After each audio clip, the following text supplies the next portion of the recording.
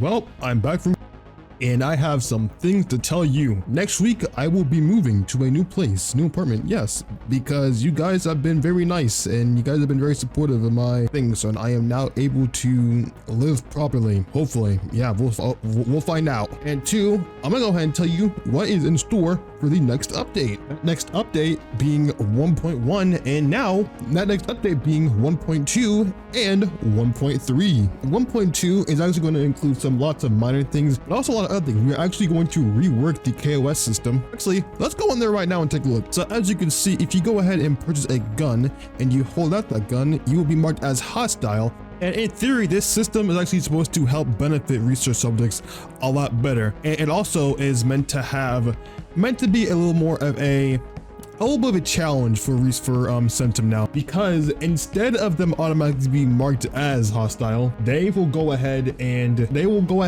not be marked if they are not within 20 studs of a centum personnel. Meaning if there are no centum kebabs within 20 studs, you will not be marked as KOS. At least temporarily. You will still be marked as KOS for a certain amount of time. If you go ahead and put it away and you go ahead and hide, no one sees you, you will no longer be marked as KOS as long as you do not engage in combat. So you can pull it out, your gun real quick and it'll be marked, but if no one sees you, then you will remain unmarked. So you can now use that to your own advantage. Also, juggernauts have been changed. One way that juggernauts have been changed is that instead of the BCU ones dealing with personnel, they are now actually meant to deal with infected, which means they will actually be given incendiary rounds. So if a BCU goes ahead and they shoot an infected or a person or whatever, they will actually catch on fire. These are incendiary based rounds. It's basically the dragonfly rounds from John Wick. They have those basically. And even though for now it's an M249, they will be using the modified MPX.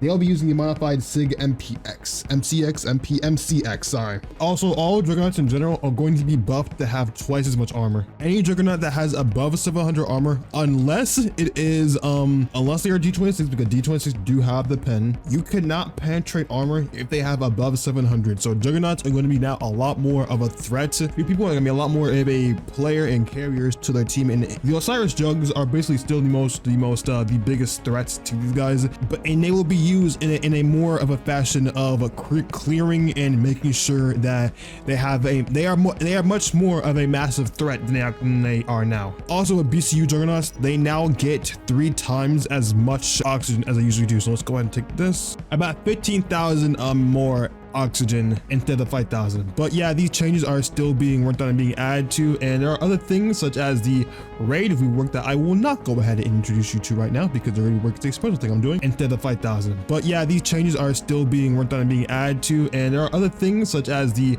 raid rework that I will not go ahead and introduce you to right now because the raid rework is a special thing I'm doing. But yeah, that is in production, and that is the 1.2 update.